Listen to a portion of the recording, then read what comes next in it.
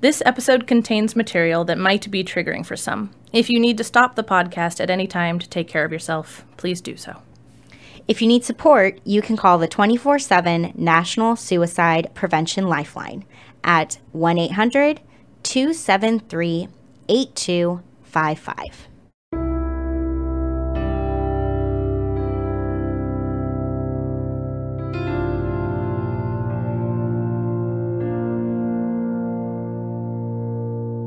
Dialectical behavior therapy was created in the 1980s by Marsha Linehan in Seattle, Washington.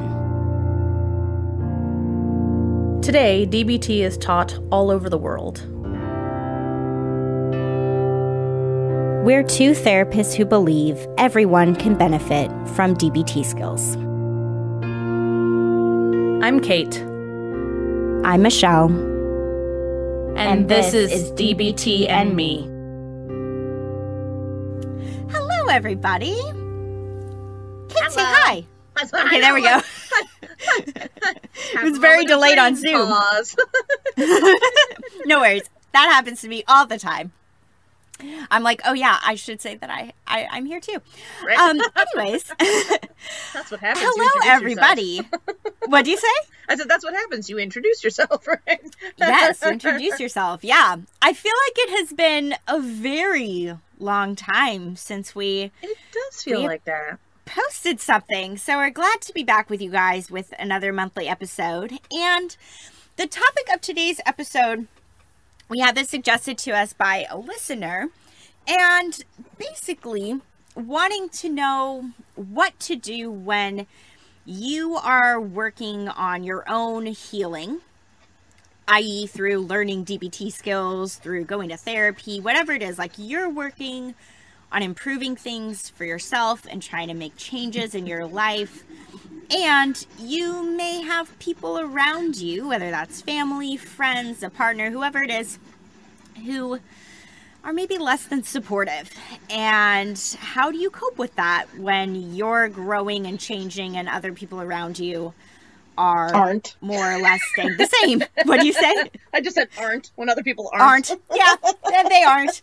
Yes. What do you do here? How do you cope with this? So the way that we're going to do this episode is we basically broke this down into 3 different categories, you could say.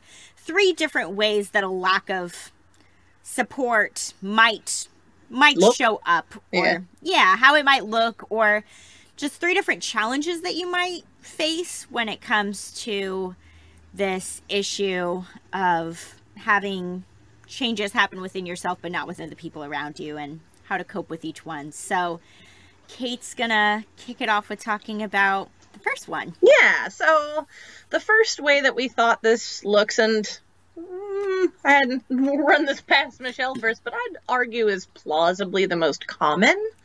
Yeah, I would agree with that. Is just you go into some situation with these people that you love and you use your skills and it doesn't go the way you expected. The analogy that I used when I was talking with Michelle about it is you go to the family gathering and you use every skill you could think of and it still went shitty. Right. And that's how we sort of conceived of it. This could look a lot of different ways. I think in the next section, we'll talk about sort of maybe the most severe way this might look in a sense. But mostly this is people just, I don't know, not maybe congratulating you, not noticing that you did a good job, right? It could just be a lack of recognition when you were really hoping people would notice all the work you'd done. It could look like people even having an adverse reaction, not understanding, being confused, being angry, being, whatever about your using skills. It could be you just thought that using your skills would mean that things went better because, well, you're behaving quote unquote better. So won't that mean everything's better? So I think there's a lot of different ways this can look. We'll certainly talk a little bit about them in our ideas for how, you might cope with this. But yeah, that's sort of how we conceived of the first category. Do you have anything to add to that, Michelle, or does that sound about right description wise? That definitely sounds about right. The most, I think, common example that I think about with this one that sometimes I think can come up in groups or things like that is with Dear Man specifically. Like, I used Dear Man to ask for the thing that I wanted, and they still said no. Like, that wasn't the reaction I wanted. Aren't they supposed to say yes when I ask in like a more skillful sort of way? It was just a literal example that I thought of for how this can look. This can look a lot of different ways, though, like you were saying. That's just one very narrow way with one skill. But I think of that one a lot. Fair. Awesome. Yeah. All right. So how can people cope, Michelle? What are your ideas? Yeah. So we're each going to share a way that people can cope with this one. So one of the things that we thought about is this idea of systems theory. So I'll explain a little bit of what that means. This is I guess you could say a certain lens that therapists can practice through, which is basically we are all part of different systems. So some systems are quite small. Like if it is you and a partner in a monogamous relationship, that's a system of 2 people. It's a pretty small system. When you're in a workplace setting, you are part of that workplace system. When you go to school, you're part of that system. When you're with your extended family, you're part of that system. Whatever it is, but you are one piece of an equation, you could say. Sometimes those equations or those situations are quite large. Sometimes they're really small. But that we are part of different systems in our lives because we have different relationships with people. Sometimes very close, intimate relationships, sometimes much more distanced relationships, but we're part of systems as we move through the world and go through our lives. And if we think about it in that way, when one piece of a system changes, it's inevitable that other pieces are going to be affected. Sometimes those effects might be very subtle or very small and may not be noticeable. Sometimes those effects might be rather large. But then no matter what, if one piece of the system changes, the other pieces are going to change too. So one of the ways that, this is an example that I thought of, Kate, I don't know if this will make sense, or maybe you have another example that might be better than mine. But I think about it like when we're driving. Right, Kate? I think about driving examples all the time. I know, driving and dishes. I don't know why, but those were all ideas are born. Yes, exactly. These are pretty universal experiences. And so if you are driving, you are in your vehicle, of course, but then there's all these other vehicles around you. And so if, let's say, the car in front of you comes to a sudden stop, you come to a sudden stop behind them, the car behind you comes to a sudden stop, multiple cars around you are going to be affected by this one vehicle doing this one thing. But it has this sort of ripple effect. Because traffic is a system? I like it. Yeah, traffic is kind of a system, exactly. So there's this thing that sort of happens where, you know, if that one vehicle had not come to a stop, none of the other vehicles around it would have had to. Or let's say one vehicle comes to a stop and then one vehicle kind of swerves around it, and then it just, every car affects every other car in its nearby vicinity to some degree or another.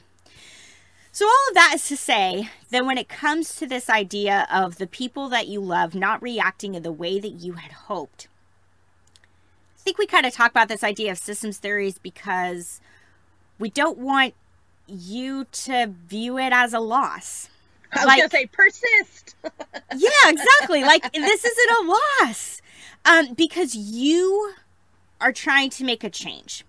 And that may not have the result that you were hoping for, but by you making a change alone, your environment, the people around you are going to be affected in some way. You are affecting change within the system that you are a part of at any given time. Sometimes the people around you may not like that change. They may not respond positively to it. They may not really respond at all. Or again, it might be really subtle, the initial impact or the initial effect, whereas you might have been hoping for a more clear change in reaction than you maybe got. But that doesn't mean that change isn't happening. Just because you can't see it maybe doesn't mean that nothing is happening. And that especially if you continue to use your skills over time, then it's more likely that over time you may start to see more noticeable effects on the system around you as you're persistently making a change. The first time, you might not see much different. The second time, you might not see much different. The 10th time, maybe you start to see something different. So just to remain true to yourself and what you're doing. And the other thing that feels really important to say here is that even though I completely understand that for a lot of people, why they get into DBT is because they want to improve their relationships with the people in their life. They recognize, you know, I'm super cliche, but like I'm flying off the handlebars at people and I don't want to do that anymore. Like I want my relationships with people to get better, and that's their goal. And so if that relationship isn't immediately improving, they get discouraged. But really to make sure that you are putting less of a measure of success on the other person and more just measuring how well you're doing by if it feels different to you.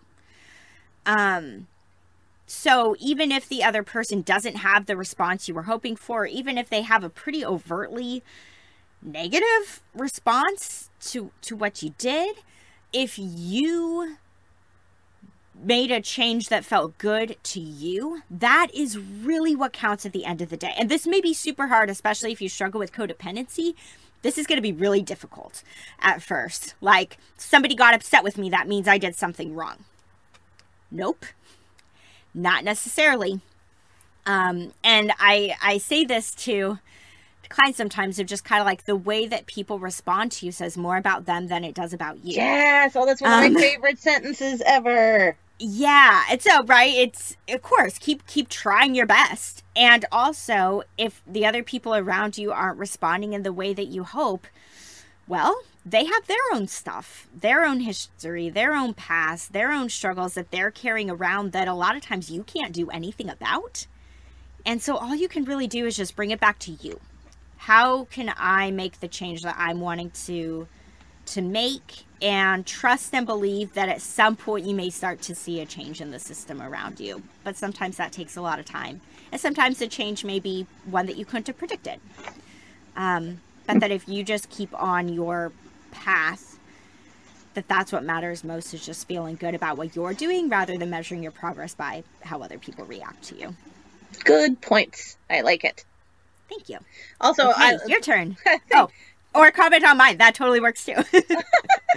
I did give you an opening to do that. No, I was just saying I think it segues in well, because you're talking about, you know, there will be a change, right, in your system. And I guess I wanted to say, prepare people that it might at first seem like a very negative change. And just to have some patience. So we have an episode where we talk about things like reinforcement, positive and negative reinforcement, positive and negative punishment, etc. So I would recommend listening to that whole episode if you haven't yet, to have more of an understanding of some of the terms that I'm about to use. But one of the things that can definitely happen when you make changes in your own behavior is that the people around you may go through what is known as an extinction burst. This is essentially when a behavior that they've been doing doesn't, you know, get from you the response that it usually does. Rather than stopping doing that thing towards you, they may ramp it up. They may do it more often. They may do it more intensely. And this is technically actually not a judgment on you or them. This is just pretty common. Just human nature. Human nature is to, like, hey, this always does this thing. Why isn't it doing this thing? Right? I don't know. If you're pushed a button and it doesn't do the thing, and so then you just like hit it 5 times in a row really hard and fast. Push, right? Like, surely if I do this harder and faster, it will, for reasons, have the impact that I wanted when it didn't do it the first time.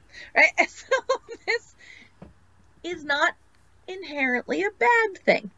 It probably doesn't feel very good, not trying to say it will or should. But it might be helpful as a context. If you're like, hey, I went into this, family gathering. I don't know. I always pick family because family's more stressful for me than friends or relationships. It's a great run-of-the-mill for you. situation. Yeah. Right? If you go into this family situation and you're like, aha, my, brother did that thing that pokes my buttons usually, but I didn't let myself get poked, and I responded calmly. And his response was to do it more and worse? Like, that was shitty. That's not what I was looking for. Patience, in all probability, if you continue the changed behavior, the extinction burst will end. And in this particular, not metaphor, but story, your brother will find a new way to behave. Once he really realizes, really internalizes that the thing that he usually does to produce a response just isn't doing that. So, extinction bursts are a thing. Hear all about them in our episode that talks about reinforcement and things. I found the title. Oh, of course you did.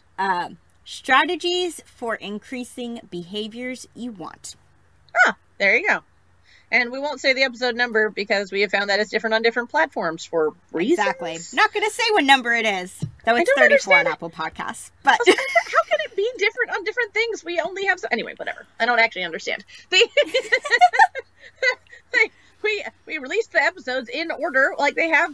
How can they have... Anyway, whatever. It bothers my brain. But... So that's part of what I wanted to say. The other thing, which isn't precisely connected, but I thought was really important to mention, is check the facts, right? And this can be done before or after the interaction, right? So I think the element of check the facts that is the most useful beforehand is the part where it asks you about the worst case scenario, right? So imagine you go to this family gathering and it goes pretty much as awfully as you can possibly imagine it going. What then? Right? How will you cope? How will you behave? How will you move through that situation if it goes, as badly as possible, right? And so that gives you space to really think about it, right? Like, okay, what if I use my skills and they don't respond the way that I'm looking for? How will I respond to that, right? How will I move through that situation?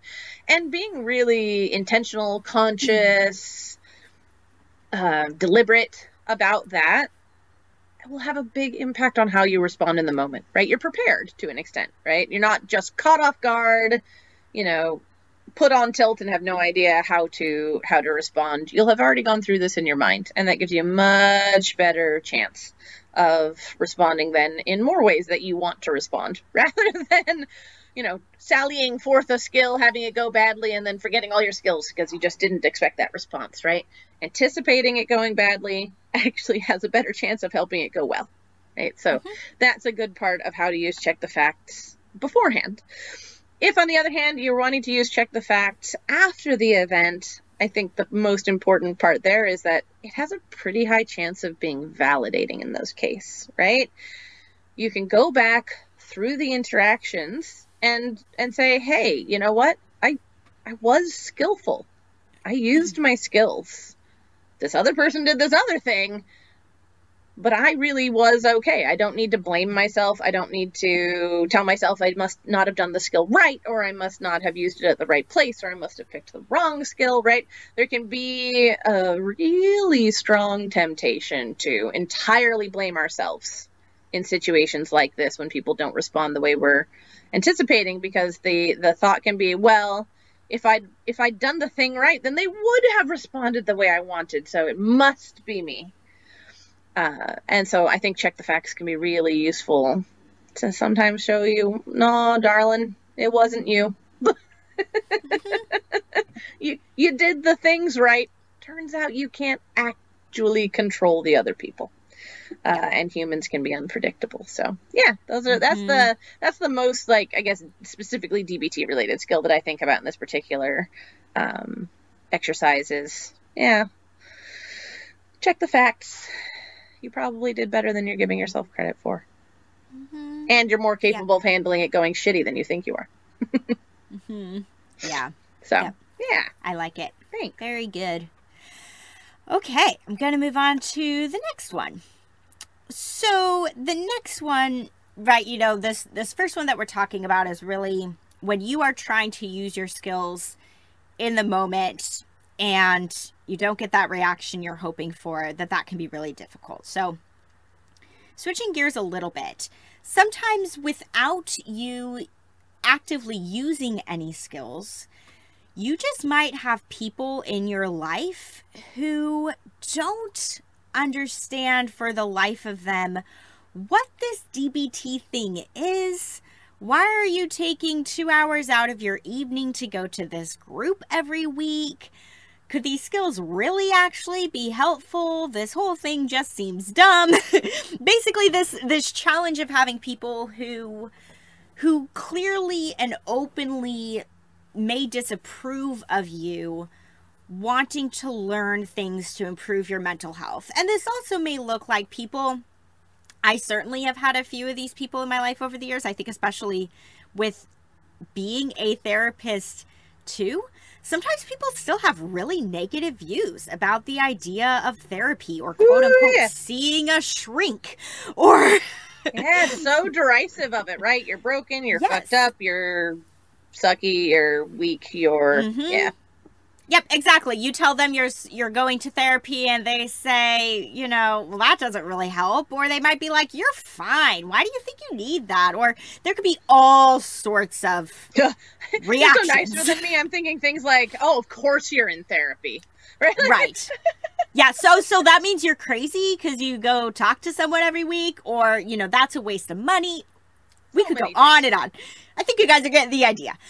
So what do you do, basically, what do you do when you have people in your life who are saying these types of things to you? And depending, it may be kind of a one-off comment.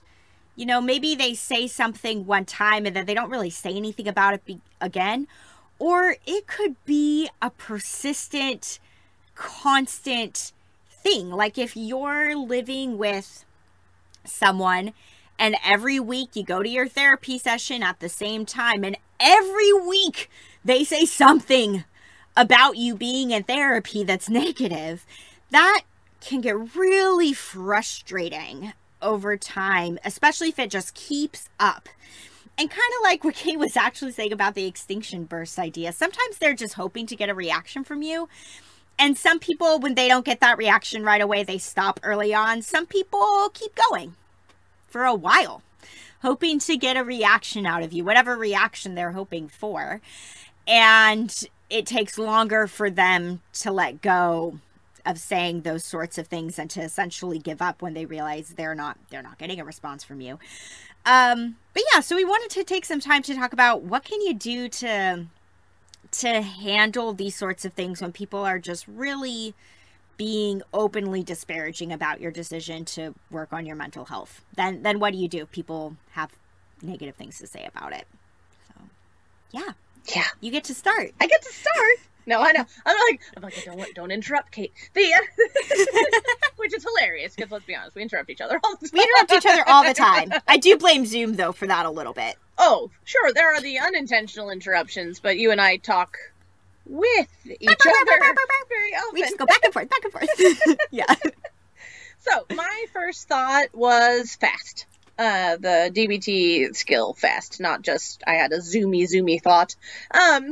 So again, there's an episode on it, but if you need a quick refresher on what it stands for, it means fair, no apologies, sticking to your values and being truthful, right? And this can be, I guess I would think of it as just really sort of a stance, right? That you can have something, maybe even you could sort of repeat to yourself as a mantra, almost a tripod, right? To help bolster you through conversations or attacks or things like that, right? So fair, everybody's allowed to have their own opinion about therapy, about DBT, about whatever.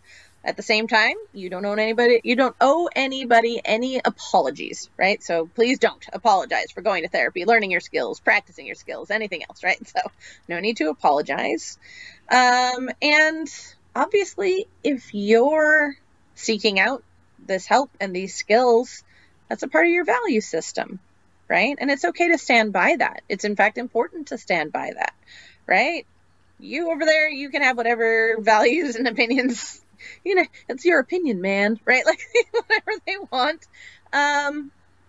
But when you feel yourself maybe being buffeted by their opinions, or like maybe it is making you feel like throwing up your hands, giving up, throwing in the towel, try and remember that you're doing this at its root. It comes back to your values, right? And that can be a helpful thing to remind yourself of when maybe this other person or people's negative opinions are making you feel a little disjointed, a little unrooted, a little less certain of your own decisions, right? So the sticking to your values is not only helpful in your external communications with those folks, but can be a really helpful thing to remind yourself of when you're feeling especially impacted by other people's opinions.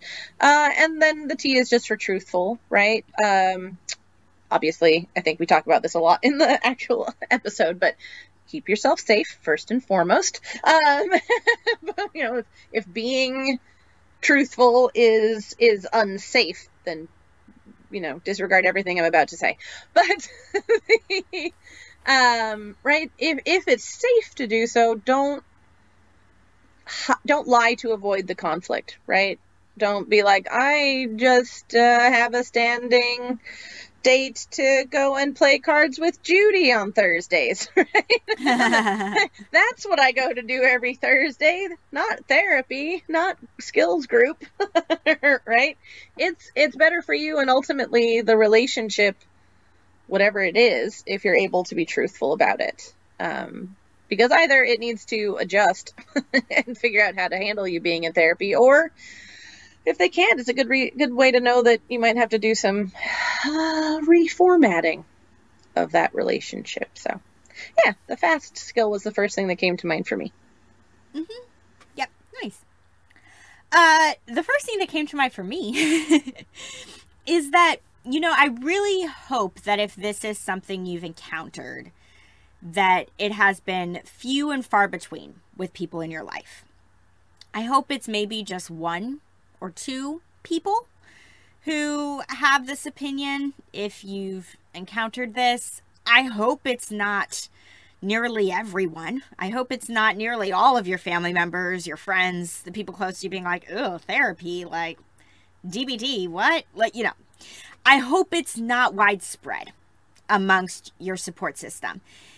And if it is only one or two people, it might be a lot easier to kind of brush it off. If most people in your life are supportive, the couple people who aren't, you might be able to pretty easily ignore the comments or not have them sting or get under your skin, or just kind of brush it off.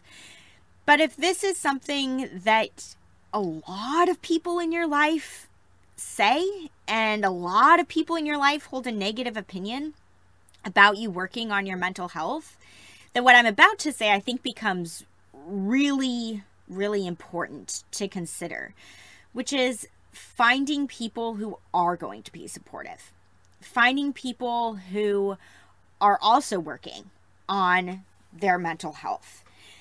This is something, the first thing honestly that comes to mind for me is thinking about like AA meetings, because that's probably like the oldest form of group therapy that there is.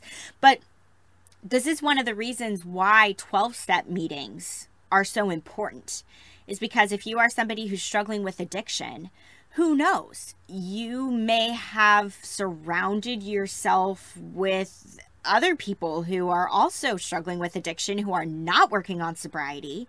And when you go to a meeting, then you're in a space with other people who get it, and other people who are going to support you in being sober, and not people who might say, your drinking isn't really that bad, or that kind of a thing. You're actually going to find people who are supportive. So if you are in a DBT skills group, this is a great place to start with connecting with other people who are also working on improving their mental health. You are all showing up for that same time every week for a reason. And even if your reasons are different, you're still all there because you're wanting to work on yourself at the heart of it. And so if there is somebody in your skills group who you're like, that person seems really nice, or I think I could connect with that person. Try reaching out to them one-on-one and saying, hey, I'd really like it if we could get to know each other a little bit better. And that might look like getting to know each other better virtually. If you live close to one another, maybe you guys could meet up and go for a walk and talk, or like whatever it may look like. But I think it's really important to find people who get it, and people who think it will be awesome that you're in therapy or doing DBT and working on yourself. And, this is also a big reason why Kate and I decided to start the Facebook group, is because that's a community of people who are supportive of each other. And even if it's just commenting back and forth on a Facebook post, that can still give you that support that you might need, of somebody just being like, yeah, I also struggle with that, or, oh, this is what's been helpful for me, or just to be like, sounds like you're doing a great job working on yourself, or whatever it is. Just finding people who are going to lift you up rather than bring you down and tell you that all of this is a waste of time, because you'll be surrounding yourself with people who think it is well worth the time and effort, and can maybe be inspiring as you're on your own mental health journey in some way. So find people, whether it's online or in person, find people who are also working on themselves. It's really important if people in your life are not supportive. Yeah, I like it. Oh, so sorry. Apparently I had to yawn in that exact moment. There was nothing I could do about it. So it's funny, as we were going over these different categories and things we wanted to talk about today, the one skill that I found that I really just wanted to include in absolutely every one of them was also arguably my first or second favorite DBT skill, which is self-soothing, right? Yeah, this can go into the first category, right? If you do stuff and people just don't respond the way that you had hoped, that could lead to you needing some self-soothing, but especially if someone is being openly derisive, right? If they are mocking, making fun of, criticizing your therapeutic endeavors, whatever they may be, that can hurt a lot. Especially when you're putting in a lot of effort towards it. Mm-hmm. Especially when it feels so important, so life-changing, so, whatever it may be, that, yeah, it's hard when people are dicks about that. So, be kind to yourself. Take care of yourself when that happens. It also, depending on how angry it makes you, self-soothing can be a little bit harder if you're, really pissed. But if you're just kind of hurt and kind of angry, take some time to take care of yourself, right? Self-soothing with the 5 senses is my favorite, and is the literal skill being referenced here. But this could look a lot of different ways. This could actually look a little bit more like the accepts or improve skill. If Michelle mentioned that sometimes people are just incessant about this. It's not like a one-off. It's something they sally forth every week when you go off to do your therapy or whatever.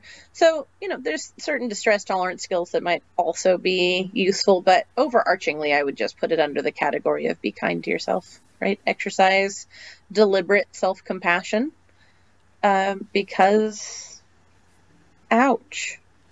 Right? Like, that pain makes sense. That pain is legitimate. That pain is valid. And you deserve to take care of it. You deserve to be taken care of.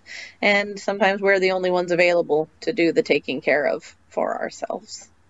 So, yeah, that was not a long-winded one, but... I think you said exactly what needed to be said about it, though. Thanks. The last thing we thought about for this one is, and this also feels like it relates a little bit to the first category we were talking about, when it comes to being part of a system, you are one person in that system. So if you have somebody in your life that is saying hurtful things about you being involved in learning DBT or going to therapy, there is you and there is that other person who is saying those comments. So you can only control how you choose to respond to that other person. And it can be really helpful to remind yourself, again, I'm kind of echoing some of the things you've already said, but that, you know, if they're choosing to say these things about you, that probably says some things about them. It's not your job to try to figure them out. We don't want this to turn into coming from a place of judgment towards them. And also, especially if this is somebody that you're close to, who you have a history with, you may be aware of some of the things that they have experienced in their life that might be playing a role into what their view of therapy is, or what their view of people working on their mental health is. You may be able to connect some dots of, oh, well, with what I know about so-and-so, and with how they grew up, or what they were taught, or what their parents were like, or whatever it is, with what I know about this person, yep, this is why they hold the view that they hold about this. It doesn't have to do with me. Chances are they would probably saying these things to anybody. It just happens to be me because I'm in their circle, or because I'm vocal about this piece of my life. Especially when we find something that's working for us, a lot of times we do share that. For some people, DBT becomes a central part of their life. So it may be that pretty much all of your family members, friends, and the people closest to you know that you're doing this DBT thing because you've chosen to be really, really open about that. But hey, if this person who is looking down on it encountered someone else who is probably pretty open about this, they'd likely be saying similar things. So this is something that can sometimes be helpful to, again, give ourselves some grace rather than getting into our heads and being like, whoa, wait, are they right? Like, should I really not be doing this? You know, oh, maybe therapy isn't helping me as much as I thought it was. Or rather than really taking their word as the truth, to really just be able to say, this is their opinion, and they hold this opinion for a reason that probably has nothing to do with me. And doing that can sometimes really help us get a little bit of emotional distance between us and that other person when they're saying these things that are hard to hear and hard to take in. So this isn't something that you necessarily engage in with that person. Actually, that would probably not go well at all. If you were to try to have a conversation with them of like, well, I'm sure there's a reason for why you hold this view. Let me figure out what it is. But this is just something for you to maybe take some time to think about internally if it feels like it would be helpful for you. Of recognizing, this person thinks this way for this reason. And because I know this about them and I know this about their history, okay, this isn't about me. That's kind of the whole purpose of this suggestion here, is to remind you that it isn't about you for why they might be so negative. And it can help you sort of give yourself a pass rather than thinking that, yeah, I have to do something different to get them to think this is a good thing. Nope, you don't have to do anything different to get them to change their opinion. They may not change it anytime soon. So just do you. Just keep on the path that you're on and give yourself a pass because you're not responsible for why they hold this opinion. I like it. Yeah, no, I do. I think that there's that sort of like, even whether it's compassion or just understanding, it can help us be a lot less reactive to other people if we can internally have something of a better understanding of where they're coming from. So I like that. Yep, exactly. Especially if it's something where sometimes this happens where you might have people in your life who tried therapy and had really bad experiences. Mm-hmm. And had therapists that were not helpful or that kind of a thing. And so if sometimes what happens is that if people have a really bad experience in therapy themselves, they almost want to tell everybody else, no, don't do it. It was awful. You know, to go the other way, sort of a thing. And so again, if you know this about the person, it's kind of like, oh, you know, I'm having a really positive experience in therapy. I'm really enjoying it.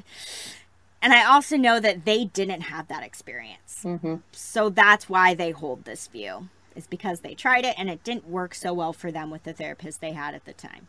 Okay, I can see where they're coming from. I also don't have to, again, take their opinion as being the truth. Nope. They're not the arbiters of reality, so. Yes, exactly. All right, on to the last section. And we thought about this as, I don't know, not so much a situation as a consequence. I don't know, maybe that doesn't make sense until I say it. But, right, sometimes when we are changing in these sort of formative and healthy ways and other people around us are not, that can cause relationships to grow more distant over time, right? Even if there's no animosity, even if there's no, the active judgment like we were talking about in the last section, even if they're not even responding badly, right, in any way to your use of skills. Maybe they're proud of you for everything you're doing, and right, but they're just not that. Yeah, that can lead to growing apart. There's actually a quote which I ought to have looked up, ought to have put the author in as well. I will look that up in a moment so I can correctly attribute it. But the quote goes like this. It says, "We are not the same persons this year as last, nor are those we love. It is a happy chance if we, changing, continue to love a changed person." And I just thought that quote perfectly encapsulated what we were trying to talk about in this segment, right? We're changing, other people are changing, maybe not in the same ways we are. And so how awesome if changing, we sort of change together and that improves our closeness, but sometimes changing leads to distance, and that's not inevitable, but human. Right? Like, it's common, and so something that I think it's a good idea to be prepared for. So yeah, Michelle, if you want to take it away, I will look up the owner of that quote and get back to you with that. But take it away. Sure. Yeah, that sounds good. I'm going to take a quick drink of my water. Oh, also a good idea. Oh, see, I think I'm about to talk a lot W. about this one. Somerset. Oh, I don't know how to pronounce this last name. Maham? Fuck me running. Maugham.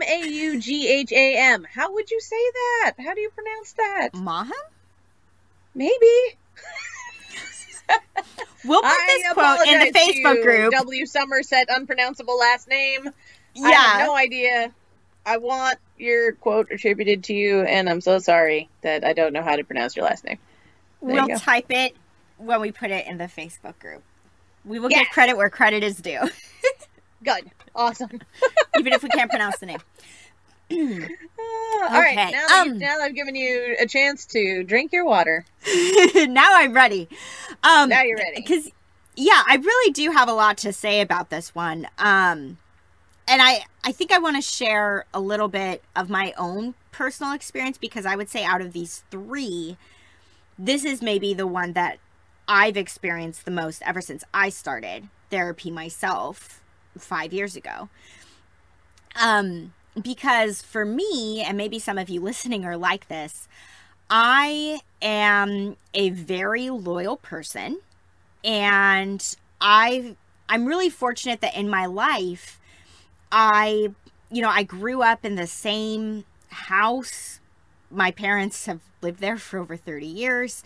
So I never moved around a lot. I never changed schools, except for, of course, going from like elementary to junior high to high school. My life has been pretty stable in that regard. And in that sense, it's really helped me have these long-standing friendships. Because I formed friendships with people when I was younger who also haven't moved very much. Like, we've all stayed just kind of locally. We've all stayed close by. So a lot of the friendships that I have in my life, I've had in my life for at least 15 years. Nice. A lot of them. And I mean, I'm 31. So that's half my life, you know. My maid of honor in my wedding, we've been friends since we were 2 years old. You know, I have another close friend that I've been friends with since I was 7. I mean, I just have these relationships in my life that have been there. And I didn't really, until I started therapy, I didn't ever really pause to consider, are these friendships serving me? Are these friendships good for me, you could say? I became friends with them. We never had big blow up fights. Sometimes we did, but we always patched things up.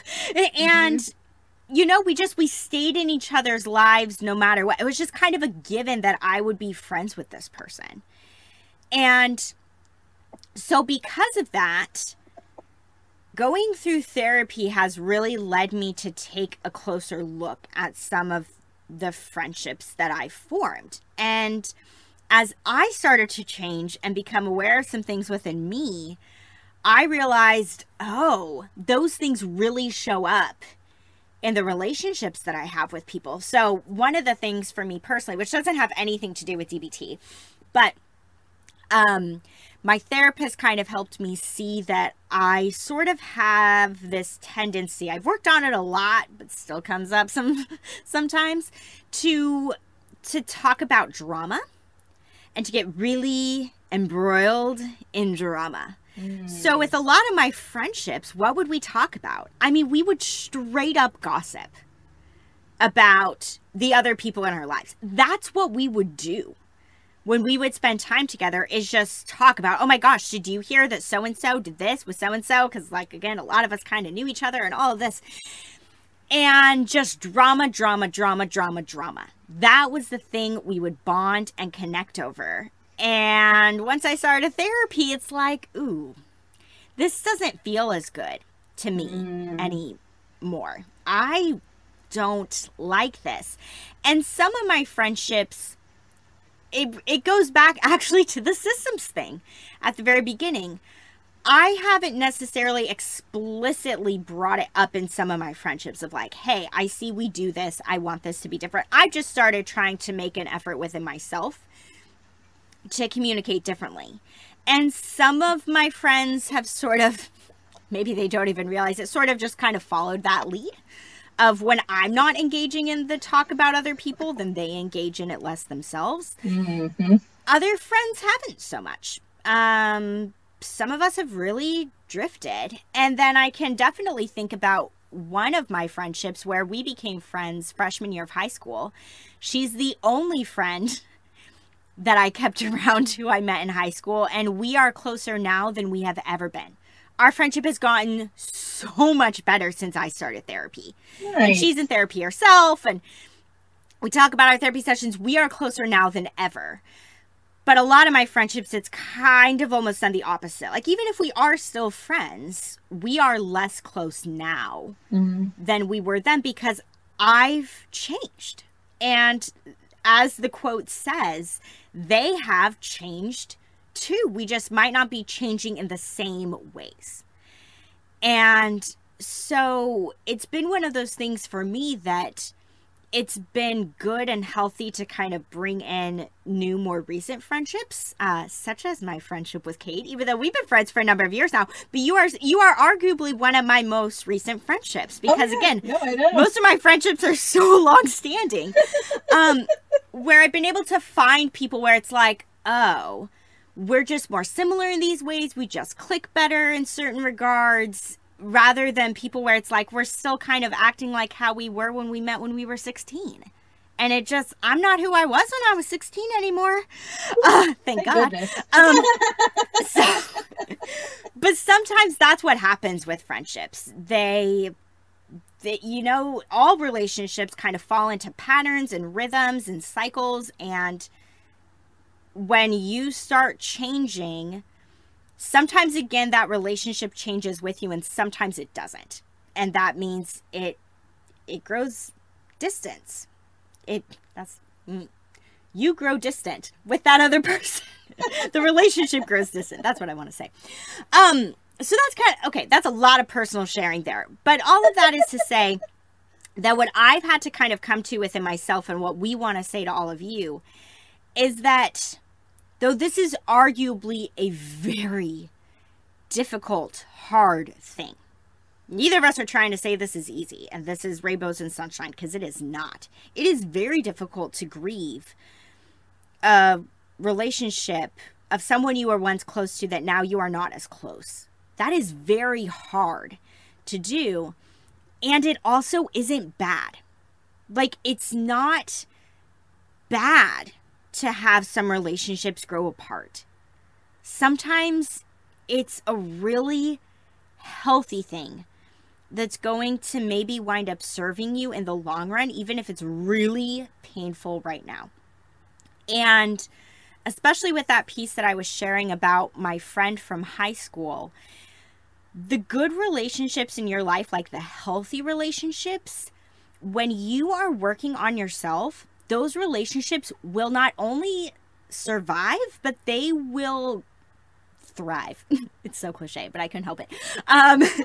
They will get, they will improve. They will get better over time with the people that you have where it was healthy before. It will hopefully only get healthier as you or they or both of you are working on yourselves. And the relationships that weren't healthy to begin with, yep, those are the ones that probably won't make it in the long run. And if that happens, if you wind up losing some people along the way, what this does is that it opens you up for more opportunities to connect with people who are more like-minded, with who you are present day. Not who you were 10 years ago, but who you are today, to find new friendships that may really serve you better. And making friends is not easy. We have a whole episode about that that I think is literally just called Making Friends. I believe that's the title of the episode. Making friends does not happen overnight. It's a difficult thing to do in adulthood. And also, when you let go of some friendships that aren't serving you anymore, then you have the time and energy to devote to new friendships that could be healthier. So, to bring this all back to DBT, Kate and I realized that ultimately what we're talking about with this first suggestion that I'm discussing is radical acceptance. It takes radical acceptance to fully recognize this friendship that I have had for a long time is not serving me anymore.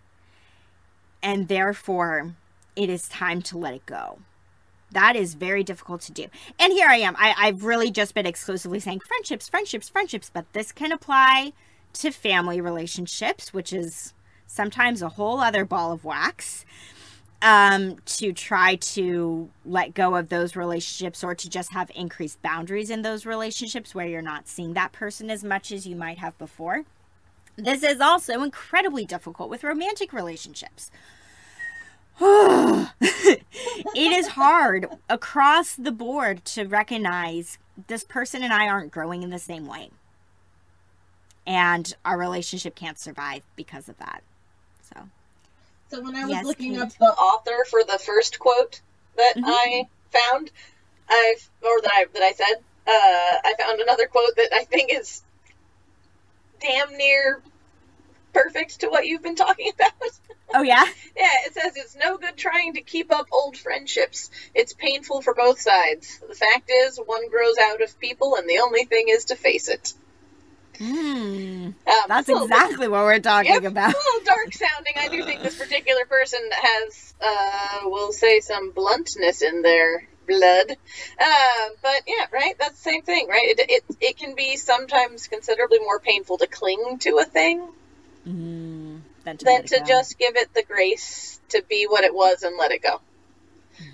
Right? Because sometimes holding on to things, you then create more painful memories and awkward moments, and then those are memories, right, from that relationship, when sometimes letting it go sooner can maintain the, I don't know, the integrity of it, right? Can be more honoring of what it was and the purpose that it served at the time. Yeah, definitely. Yeah, so it's funny. Yeah, Michelle covered a lot. I did. Don't I said a have lot. much to say. No, well, because it's funny, because a lot of this is, and I agree with what Michelle said, with what that quote says, with all of that a lot of times letting go is the thing, right? It's the appropriate thing, it's the healthy thing, it's the good thing. On the other hand, it may help those relationships that you sense can make it through these changes, right? That do seem healthy, do seem worth trying to pull along and keep going, to really deliberately find new things to connect on, right? A lot of people bond over having the same issues, right? That's a pretty damn common thing, right? Trying to think how many good examples I have. Without getting into too many specific examples, right? I've talked many times on the podcast about my own history with self-harm, and so that was an instantaneous connection between myself and anybody else who did that, right? That was a bond, right? That but then if you stop doing the thing, like if you stop drinking and the thing that you and your friends did together was drink. Right? That's what I was thinking was addiction. That's a really common addiction one. Is a really common one. But almost anything, right? Depression, anxiety, self-harm, suicidality, anything. Relationship issues, like a bad marriage, right? Like there's so many things that Misery loves company. It does. Yeah, sometimes more healthfully and sometimes less. But healthy or otherwise, yeah, misery loves company. And so if you find yourself exiting the shared misery, that can be a hard transition point. And so look for things that you also have in common, right? Surely in the amount of time that you've been conversing with this person, other things have come up that just sort of happens, right? So do you like the same music? Do you like the same sports? Do you enjoy the same recreational activities? Do you both have a passion for gardening? I don't know, right? Like, try and find other places to connect when you sense that you're losing that one, right? When you're getting more mentally well, when your life is getting healthier and the other person's isn't, trying to find other things, right? If you really love this person, I say need, that's a weird way of putting it, especially with family, certain relationships may be not quite literally, but close to unavoidable. So if you find yourself in a somewhere between difficult and impossible situation as to actually ending a relationship with someone, like, well, I don't like grandma, but we get together every Christmas as a whole family, and I don't want to leave the whole family, so I guess I better find new ways to connect with grandma now that I'm out of the shitty marriage and we can't just complain about, our partners anymore. I don't know, right? Like, grandma also likes cooking and I like cooking. New conversation topic, right? So there are different motivations or different reasons why you might want to do this, but you might have to be really conscious and deliberate about it. It might not crop up on its own if you don't go looking. So I guess that's what I was trying to say with that. And you will very well, I mean, this seems to be implied throughout everything you said, Kate, but just to really be clear about it, you will likely have to take the lead. Probably almost certainly you will have to take the lead to start forging this new path in your relationship with this person. And yeah, kind of as you're talking about, Kate, that person will either come with you on that path, or they'll be like, no, I don't want to do that. Yep. And that that tells you a lot. Hopefully grandma will want to connect with you on cooking, and then that could be great. I don't know where these ideas come from. I like that example. I think that's lovely. All right. I think you have the last point on this one.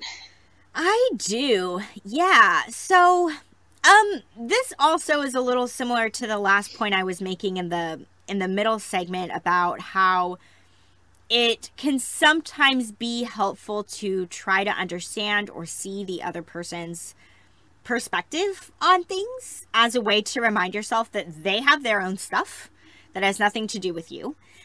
And I think along with this one, it can be very easy to slip into this place of judgment without even realizing it when you are making improvements to your life and the other person seemingly isn't. Right? So to go with your example, Kate, right? If you met a friend and you're both self-harming, and then one of you stops self-harming and the other one continues to self-harm, the person who stopped could very easily kind of fall into this place of, quote unquote, like looking down on the other person who is still struggling. And getting into this place of judgment. And sometimes I think people do this, again, very much without realizing it most of the time, but in an effort to build themselves up. Look, I was able to overcome this really difficult thing, and that's so great that I've been able to do it. Oh, they weren't able to do that, but look at me, I've done that, sort of a thing. And it's really, really important to remember here that neither of you is the bad guy. Truly, neither of you is the bad guy. That person who may still be struggling with that thing is no better or worse than you. They're just in a different place than you. And their journey looks different than yours. All of us are on different journeys because we're all different people leading different lives. Amen.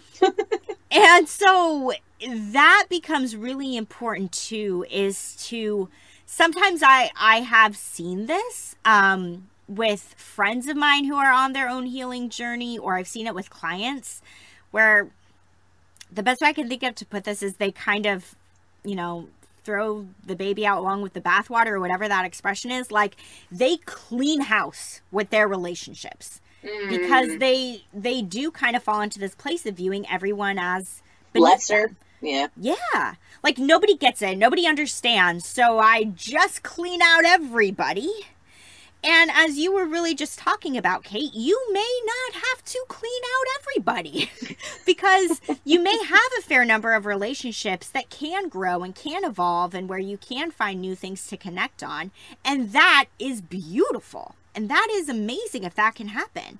So that friend that you've had for 20 years can very well still hopefully stay your friend. It's just having your friendship look maybe different than it has in the past.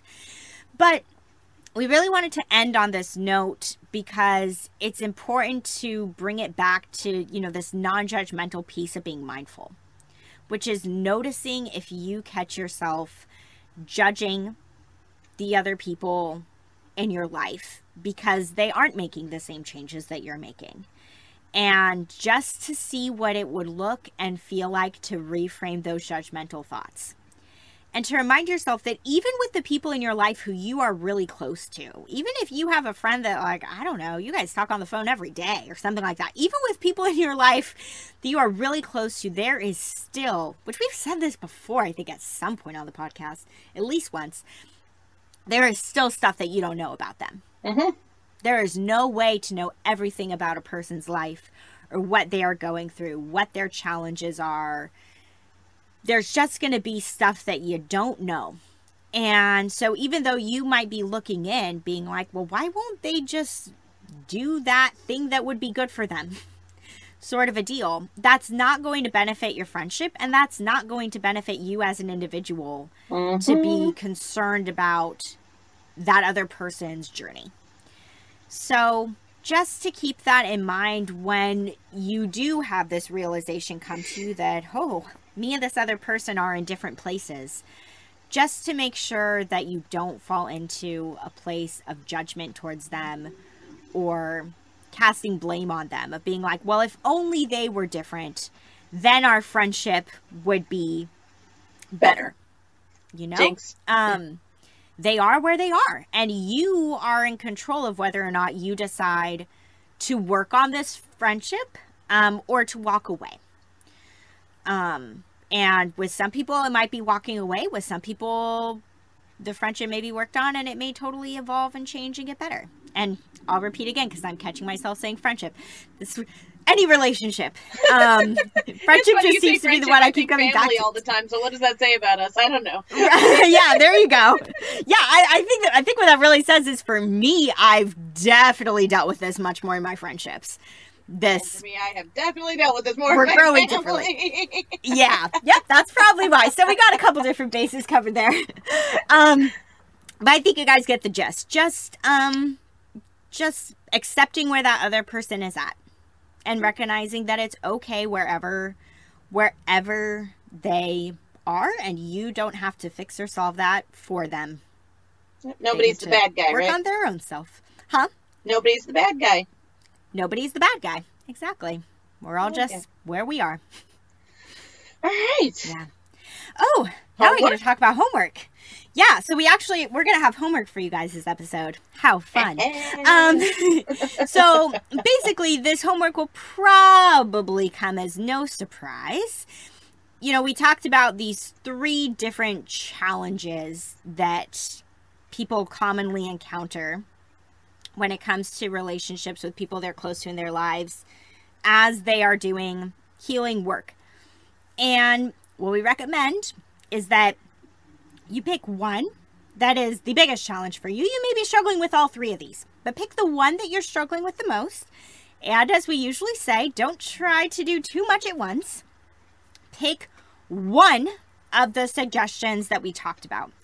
And we'll be posting all of this in the Facebook group. So if you're like, crap, it's already flown out of my brain what all you talked about. You know, you guys talked about 4 things for the second one. I don't remember all 4. Don't worry. It'll be in the Facebook group. So you can go back and you can look and pick one thing for one category to work on if you're struggling with this. And hey, maybe you're not. And that's great. Maybe pretty across the board, your relationships are in a healthy, good, supportive space. And that is lovely. And also there are many people out there who might be struggling with at least one of these in at least one relationship. So to pick one if that applies to you. Nice. Awkward self-promotion time? Yes. I so desperately want us to have some sort of jingle for that. Maybe someday. I know. Anyway, so self-promotion o'clock. First and foremost, we want to say thank you. We have 2 new Patreons since our last episode, so shout out to Amy and Beth. Thank you very much, Amy and Beth. We appreciate your support. Thank you, Amy and Beth. If you too would like to become a patron of the podcast, feel free to check us out at www.patreon.com/dbtandme. Other ways that you can support us is to check out our Etsy shop. Just go to Etsy and shop for DBT and me. You can rate and review us on Apple Podcasts. And last but never least, please feel free to email us at dbtandmepodcast@gmail.com. There you go. I'll get my consonants right. And join the Facebook group. Oh yeah, always the Facebook group. Always the Facebook group. We'll see if we're at 1,000 people by the time this episode gets posted. I was just going to ask you, how many do we have right now? Do you know? I don't have it right in front of me. I know it's over 800. Oh, we are well into the 900s now. Well into? Well into. Yeah, we may very well be at 1,000 people by the time we post this episode. That's so exciting. Yeah, I know. Because I think, very exciting. Correct me if I'm wrong, but I think the poll in the Facebook group was leaning towards you and I doing an Ask Me Anything, an AMA. I know, which kind of scares me, but kind of excites me too. I don't know. I guess I'm mostly just excited, but then again, I don't know. I talk very openly most of the time. So, all right. So anyway, join the Facebook group so we get to do the AMA. So we reach 1,000 people. There you go. Yep. So Yes, we're ready for closing moment. I'm too giggly. I have to settle myself down for a second first.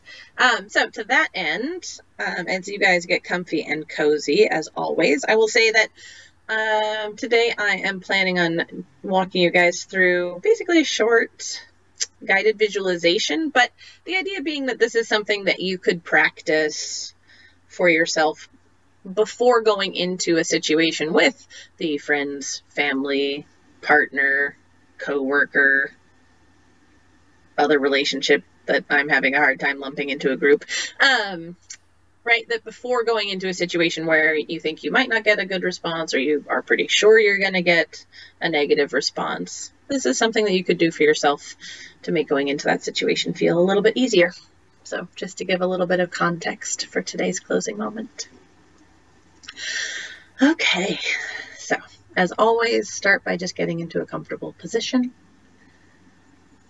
This could be sitting, standing, laying down, walking, whatever feels good to you and your body right now. And if you're safe and feel comfortable doing so, I invite you to go ahead and close your eyes. To begin with, today, as always, we'll start by just noticing our breath. You don't have to breathe any more slowly or any more deeply than you do naturally. It's just about paying attention. It's just about tuning in and noticing the rhythms and the sensations of your breath and letting those welcome you into the present moment and into your body. And so today, I'd like you to begin by seeing yourself in your imagination. Just take a moment to build an image of yourself. Really unimportant what you're wearing or what environment you're in. Just go with whatever seems to show up for you. When you have that image fairly firmly in your mind, I'd like you to begin to see a glowing aura of light growing around you in your imagination. Whatever color that you associate with being safe, with being protected, maybe even with being soothed or, taken care of, calm. Whatever color you associate with those things, make this light out of that color. And just take a moment or three to really build that light up until all of you is entirely encased in this glowing light. Now what this light is going to do is it's going to protect you. This light serves as a cushion, as an absorbent shield of sorts, so that whatever situation you might be heading into, whatever reactions people might have towards you, this glowing light is going to help absorb that negativity, absorb that difficulty, and help protect you from it. No one else can see it. No one else needs to know that this is what you're doing. This is just for you. This is to allow you to go into this situation feeling more comfortable, more calm, more secure, and more safe. Once you've done a really thorough job of picturing this in your imagination, I'd like you to let go of the image of yourself in your mind and instead imagine that same glowing light is around you now, wherever you are. And see what that feels like. When you move it to around your physical self in your mind, can you feel it as though it's touching your body? Can you almost see it, even if your eyes are closed? How is it impacting your emotional state? There's no right or wrong answers to any of this. Just take a moment and observe. Just notice what this is or isn't doing for you.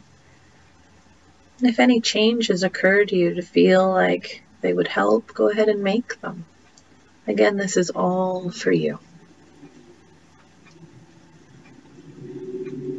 When you feel like you've explored, you've noticed, you've observed how this is impacting you, go ahead and let that light either disperse, or if it feels better, let it sink into you. In or out until it has gently disappeared. And just remember that it will be there whenever you need it to be, if you take a moment and bring it to mind. Any situation where you could use whatever feelings that brought up for you, remember to return to this. Remember to have this as a tool in your tool belt. In the meantime, I invite you to go ahead and stretch, move your body, roll your neck or shoulders. Do whatever feels good for you right now and helps you come out of the realm of imagination and imagery and back into your body, into the present moment, and into the room around you. Whenever you're ready, you can go ahead and open your eyes. Thanks so much, everyone. Thanks, everyone. To learn more about us and the DBT skills we're teaching